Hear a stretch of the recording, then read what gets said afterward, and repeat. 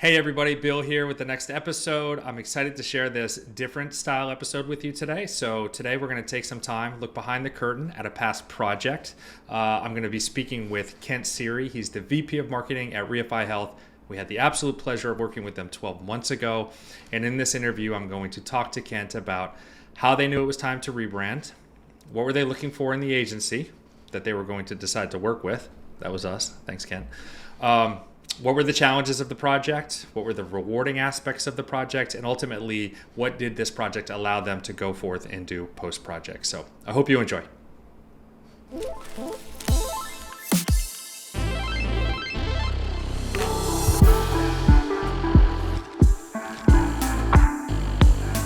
Super excited to chat with you. It's been about 12 months now, I think, just about that, since we finished the Reify project. I want to catch up on all the things. I want to hear how it's been going. The goal here is to chat about the project, chat about the nuances of the project that people don't get to see. But before we get there, I want to just start with one question, which I have over here. How did you know that it was time to rebrand? From your perspective, talk to us about that, that decision making. For us, it was pretty easy. So, when I joined the company about a year and a half ago, we were very early stage. So we were kind of ramping up into a Series B announcement, but from a go-to-market perspective, we had basically been in stealth mode, up until that point. So I was the first dedicated marketing hire that the team brought on. And my arrival sort of coincided with the decision to say, hey, we are kind of graduating into our next stage of company growth and company evolution. It's time to start thinking about formalizing marketing. And with that comes the opportunity to take a look at the brand and figure out, is it serving our needs today? And is it going to serve our needs for the next 5, 10, 15, 20 years, right? And I think while the brand that we had up until that point, there was some loyalty in it. So with that came the realization that the brand that we had built, particularly for the corporate brand for Reify Health and the product brands for Study Team, would have served us okay for maybe the next 6 to 12 months. We knew that where we were headed as an organization and what we wanted to do in terms of expanding the breadth of the audience, creating some room for us to kind of have product flexibility if we wanted to add more products under the brand, more services and solutions under the brand, that we needed to build something that one was just an evolution from where we were at that time. And two was, more enterprise class and gave us more of an actual architecture and a flexibility to accommodate, the growth of the company. So it was a pretty natural fit of my joining, formalizing marketing as a priority and a commercial priority within the organization and the opportunity to revisit the brand. Great. Was the team nervous when that was presented? It's always I was nervous personally, right? You come in and you say to people who founded a company and who obviously have a lot of sentiment attached to the existing brand, and for good reason. It wasn't a bad brand. There are really strong elements in that existing brand. And you come in as a new addition to the team. And within the first couple of months, you say, I want to shake things up, or I think this is broken, or you don't want to come into an organization and say, your baby's ugly, right? And that wasn't the intention at all, but it was just, thinking about, again, where we wanted to head. And I think with the proper context, and especially making sure, you pull those stakeholders, especially the executive stakeholders and the founders, into the process early so that you don't blindside them and say, hey, we're signing, however many $1,000 proposal with a branding company, we're going to reinvent the entire brand. Bringing them in through the process, bringing them in, in that kind of initial sort of, RFI, RFP stage, to walk them through the rationale for why you think this is the best move for the organization and get their buy-in early on. I think that really, really helps. And so, I think at first there were some questions as to why we're doing this. Why is it broken? Do we really need to do this now? But I think once we walked through that long-term vision, by the time we started working with the folks on the team, there was pretty much universal buy-in, and I think a lot of excitement to see some of the ideas that you guys were going to bring to the table. Yeah, that doesn't surprise me that you were able to navigate that well, having worked with you through the entire project. I think you're a fantastic communicator in that way, right? You serve as a really good bridge between an agency and then your team on explaining all those nuances, even during project. hey, this is why we don't want to do this. Hey, this is why we should avoid that, as we're looking through all the iterations of design and language and all that. So yeah, it doesn't surprise me that you were able to get them on board. I can appreciate how that must be really challenging for probably a lot of our clients in your seat. New team member, you can see the future and the future that a brand would help bring to life, but you don't just want to go in there and shake everything up because they're like, oh gosh, here we go. That's right. Yeah. Yeah, and you work at different companies, and founders have varying levels of experience and exposure and interest in marketing. And so depending on where you are, a lot of that process is education as to what is a brand, what does a brand project entail? Is this just a logo, or is this something bigger than that? And I think walking them through and understanding sort of where folks are with their understanding of what a brand encompasses beyond logo and logo type, I think is a really important thing for anybody who's looking to kind of push this rock up to understand and map to those needs of their internal customers. Yeah, well said. All right, great. Next question, rapid fire. I should have mentioned at the beginning of the call, I see you wearing the Reify hat. We love that hat. I think, was that hat one of the mock-ups? I can't recall. Was that an actual mock-up that then came to life? I don't remember if this was one of the mock-ups that came to life, but there was some inspiration certainly in some of the mock-ups that you did with some off-center applications of the logo and stuff like that. So, this is something that we created that has gotten a ton of excitement and buy-in from the team. Like if you go into our Instagram page, it's just peppered with people rocking their Reify hats all over the place. So love it. Love it. Love it.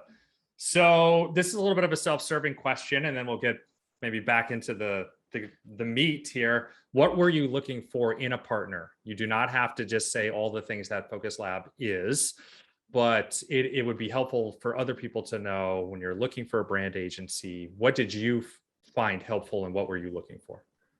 Yeah, we wanted to cast the net pretty wide, right? And between myself and some of the agencies that I had experience with, some that I worked directly with, some that had pitched to me in the past, and for various reasons didn't work out, and also pooling some of the contacts and the resources of other folks on the team. At that point, I was the only marketing resource. Michael Parento over on the design team, who had a lot of experience working with different agencies, including yourselves. And we wanted to, again, build a list of potential agencies that were of varying sizes, that were probably going to land in a variety of different places in terms of what scope they felt was appropriate based on the RFI that we put out. We knew that they were going to land across sort of a spectrum of price ranges.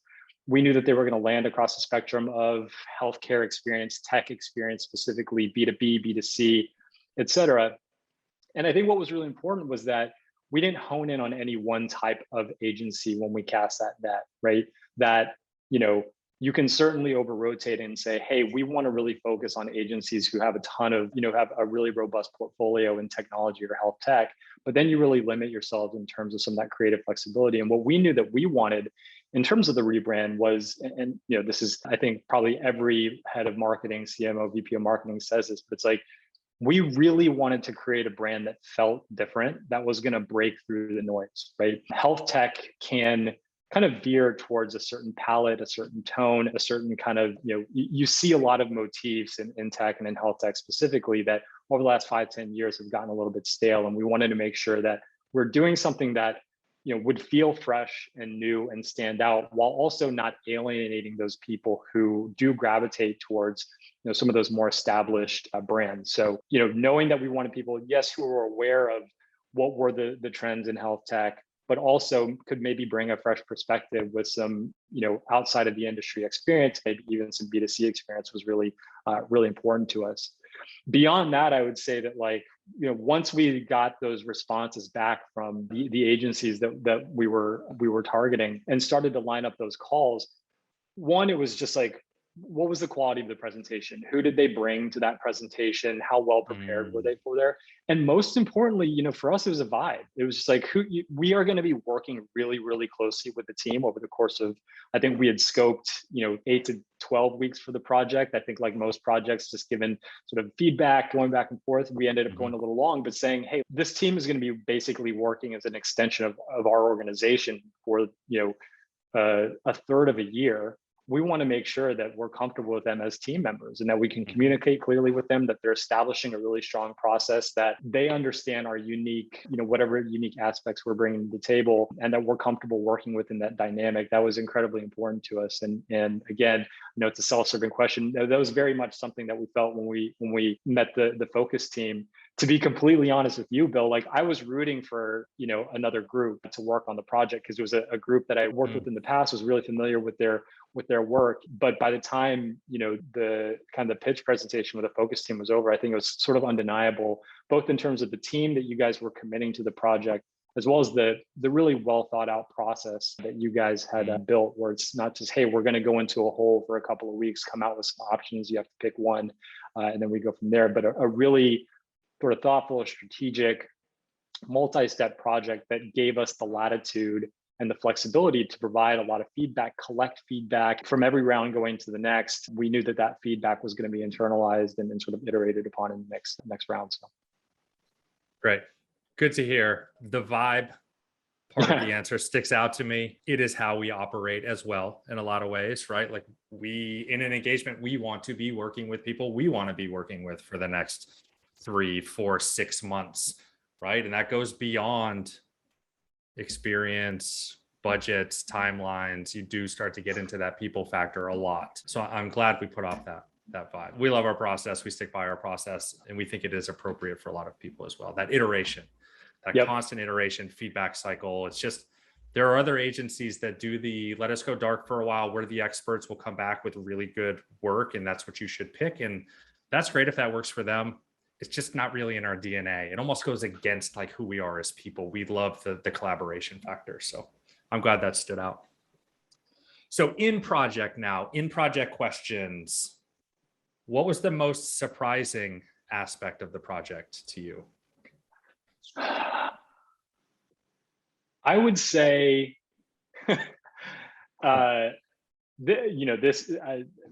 to anybody who's in design and anybody who's in marketing, I don't think subjectivity should ever be surprising to anybody, but there were directions that, as you guys presented really strong concepts to us. And I was, really lucky to be kind of on the front line and the first recipient of some of those deliverables. And I was always excited to kind of open up the next PDF document to see what the focus team had cooked up.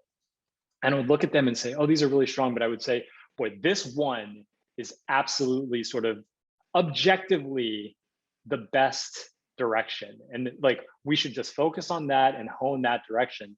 And then by the time you sort of bring it to the team, it's like, oh, they hate that direction. Or like there were things and other things that really did not resonate with me at all, that really resonated with other folks in the team. So I think like, it's just like this constant, hey, you're not the always the protagonist of your own life story. Like, really allowing for yourself and your tastes to be part of myriad different opinions and subjective tastes. I think I was just surprised at being like, oh, that is clearly the direction that we should be going. Let's march down that line. And to have, the rest of the team come and provide feedback, and either have them kind of throw up on those directions or like something that I didn't like. I guess what's surprising is that like, my opinion is not always the right or best opinion in the room. Yeah, it's kind of like, it's surprising and not surprising. You're right. Like going into this, it's not going to be so easily just objective. Like design is so subjective, and it to be true. But every time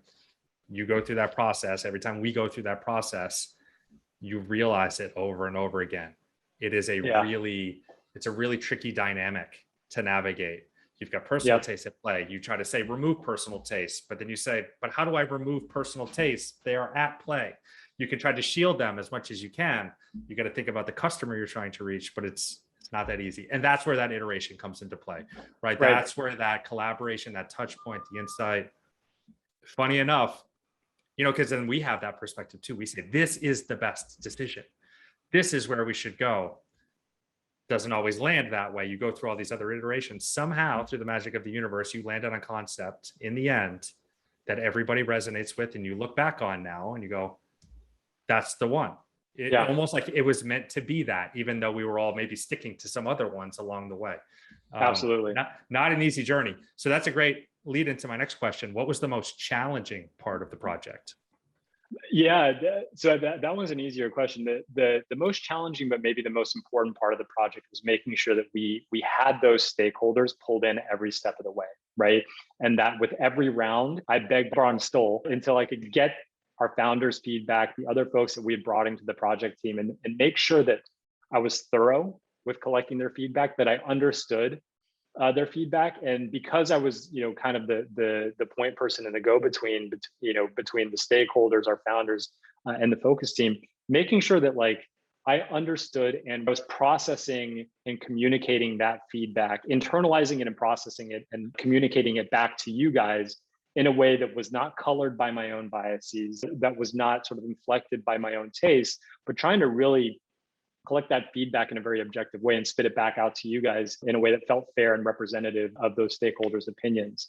And so, one of the best pieces of advice I've gotten in my career is just, stakeholder feedback early and often, and making sure that you're engaging the people who matter, the customers of this project, as often and as early as possible and as frequently, throughout the process as possible, so that there are no surprises from one round to the next. And to your original question, it's really hard, right? When you're working at an early stage company and your founders are part of that project team, they're busy as hell, right? They're out there trying to, raise capital. They're out there, they're selling deals. They're out there running the company. And sometimes, as important as you or I or other people sort of in this universe feel that brand is, sometimes it's not the top thing on their radar. It's not the second or third thing, on their list of priorities. And so you really got to kind of nudge in where you can and make sure you're getting those concepts in front of them, and forcing feedback and making sure that they're comfortable with sort of the direction that we're taking the project.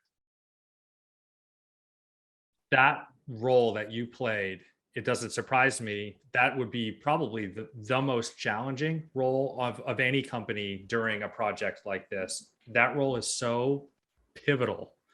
That middle person, and you did it, and I mean this genuinely. It's not because we're now here recording, talking to each other.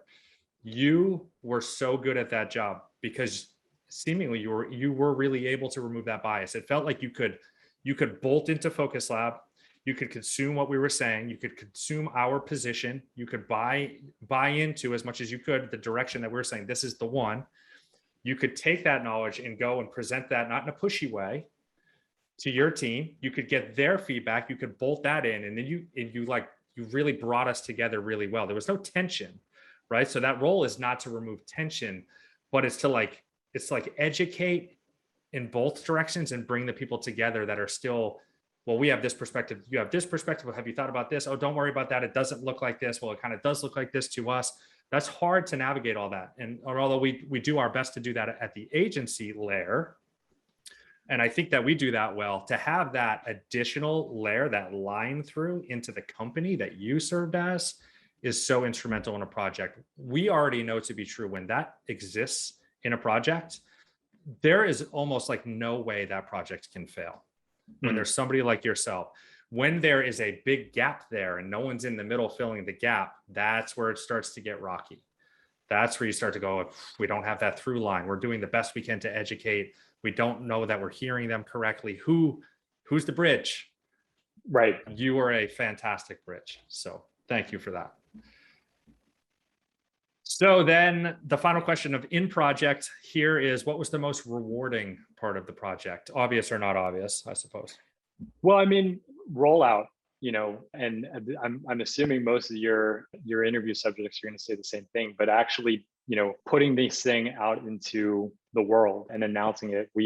I remember it was about a year ago. It was, I think, maybe mid-August, when we were announcing our Series B, and that coincided with the rollout of the brand. And I was in Cape Cod, actually technically on vacation, but had sort of an hour and a half call lined up with the company to roll out the brand. And you're always nervous, right? And what I tried to do in that brand rollout presentation was bring people through the process, right? I didn't open that call saying, here's the new logo type, here's the tagline, here are the new colors. But it was actually like a kind of a buildup over the course of an hour, walking through why are we doing this? Right? Why does it matter? And why was this project important, not just to me as the head of marketing, but also to the founders and other people within the organization? Who did we bring in? what was the process, and what was all the thought that went into it. We went into, I showed screenshots of the 3-word exercise that you guys had. I put in screenshots of the the strategic brief, did screenshots of the audience breakdown, just to show people how much thought and strategy goes into a project like this, so that you can set the table for the ultimate reveal, and saying, okay, we were trying to solve for these challenges, and then, oh, here's the thing that solved those challenges. And then to really see, and it was obviously a virtual rollout, so it was hard to sort of gauge, but seeing these reactions once we unveiled the brand and the logo, and to see how excited people were, to represent that brand, for them to understand, like, wow, I didn't even know that we were having that challenge, but it makes so much sense that we're going with this way, and this is going to unlock all these things from a sales perspective, or a CS perspective, or a communications perspective. That was incredibly gratifying to see that. And again, the continued rollout and seeing how widely and positively the brand has been adopted and repped by all the new employees. I mean, this past year, Bill, has been, has coincided with us going from about a 45-person company to over 200 employees now. I think we've got Wow. 220 employees, right? So we've 5x'd the size of our company. And just to see, we have a once a week, sort of all hands call, and just to sort of go into the Zoom and go into gallery view and see 60, 70% of people are repping their shirt or repping their hat using the templates. I've done rebrands at other companies before, and you always notice there's always these stragglers who are like, I like that old brand, I'm going to keep using that template, or I'm going to keep using, building my PowerPoint decks on that old template, or using the old logo, even a year later, right? But really, within the first month of rolling out the new brand, we had no assets on the old branding anymore. There were barely any instances where we saw some outliers. Oh, we got to go patch that up, and that's just a testament to not just self-call, right? Our ability to to roll out the brand effectively, but just the overall reception of the company to say, I want that on my letterhead. I want that on my PowerPoint presentation. I want that on my sell sheet. I don't want the old brand on my sell sheet. Has been really, really gratifying. Love it. Wow. I want to go back really quick just to the rollout bit.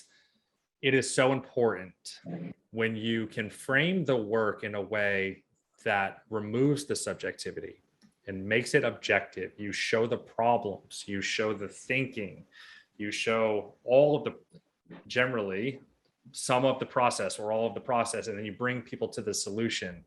You no longer have to worry about people saying, I don't get it. I think it's dumb. It looks like Exactly. a fill in the blank. No.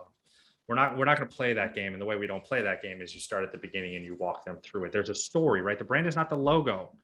The brand is the whole overarching story, how we're going to communicate, our refined purpose and our vision. And now this is what it looks like as a result of that work too. So props on that rollout. I'm pretty sure I saw all those slides. Yeah, you sent those over, and we were like, wow, that was really well done.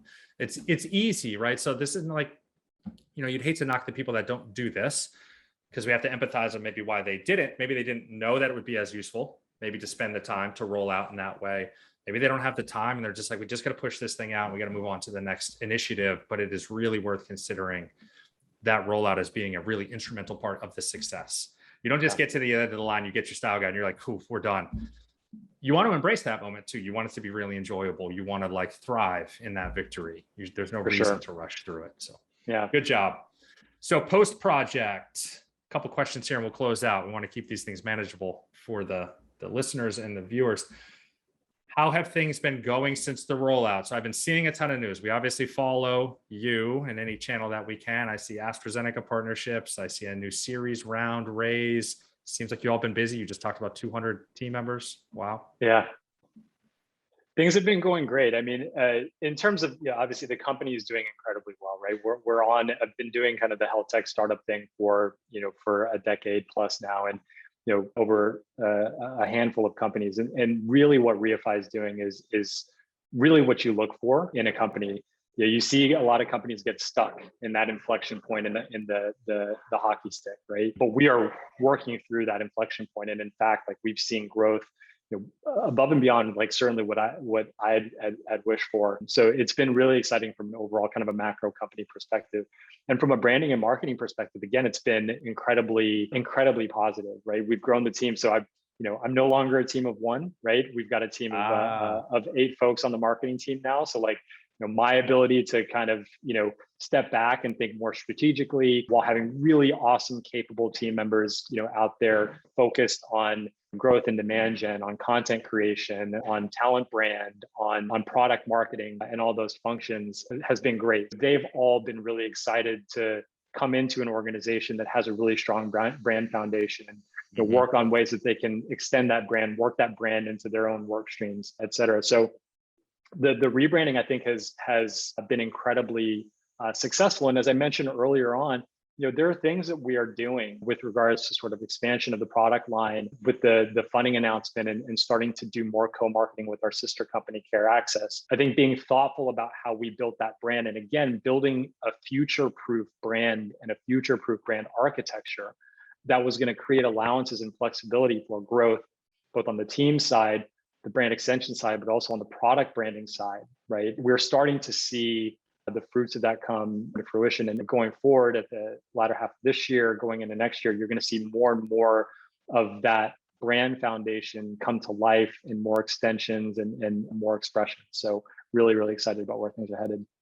Great. Love that. I look forward to seeing that. It's rewarding for us in 2 ways: to see the brand launch to great fanfare, and then to see it continue to evolve and grow, even beyond, getting beyond fundraising and hundreds of millions of dollars and those things. And seeing, I see the cultural effect. I see the LinkedIn posts with the hiring posts and the photographs and the way that they're styled and the new visual language kind of wrapped on top of those. And you just kind of see it growing. Those weren't things that were in the deliverables, right? Like those representations were never even delivered. So then you can see the tree go from like a seed to the small plant to the larger tree, and then just become a bigger tree. That's really rewarding for us. Yeah, and the other thing that I'll say is that, like, especially hiring for marketing, and we're gonna, we actually recently opened up a role for, a dedicated graphic designer on the team, and we're starting to have some of those early conversations. A prospective candidate for design,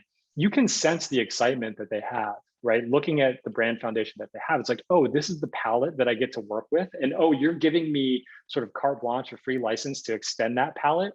You can really sense how excited these people are to be like, oh, we're working with like a really fresh, great looking, great feeling, a well-structured brand. I can't wait to get my hands into this thing and help to kind of extend it and expand it, versus saying, well, maybe working with blue and white again, and a bunch of sans serif fonts again, and I only have this much room for creativity. What we're saying is like, hey, Focus built this amazing foundation for us, and probably will continue.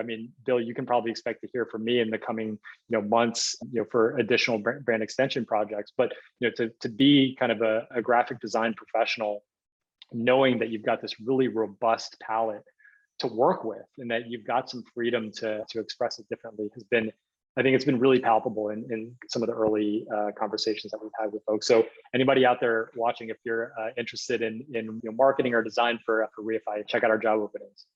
We will absolutely share those openings as well. Wouldn't be hard to imagine that most of our following is design or brand craft based, strategy, writing, design, etc. So we'll help spread the love. It absolutely makes sense to me that that's also going to get you a higher quality candidate, quite honestly. Absolutely. Right? Yep. That's going to have somebody that's like, ooh, I really want in there, as opposed to trying to pick from the people that are like, yeah, I guess I could do it. Doesn't really get me pumped. That will potentially limit the field. So great. You basically answered my next question, which was ultimately the big softball. What has this new brand allowed you to do? It sounds like the new brand has set you up for success. That's ultimately what we want to hear as a brand agency, helping the other companies we work with. Brand is this mysterious, well, what is it? Is it a logo? Is it a color palette? Is it our website? Is it the coffee we serve as Starbucks? Is that the brand? Is it coffee? Or is it actually the mermaid? Or is it the experience you get from the barista that writes your name on the cup? It's like, it's actually all of those things. So hopefully these videos, as we continue to do them, will will draw out both the experience of going through the damn process, exciting and challenging, and the rewards of doing that. So that's it. That's all I got. Awesome. That was a lot of fun.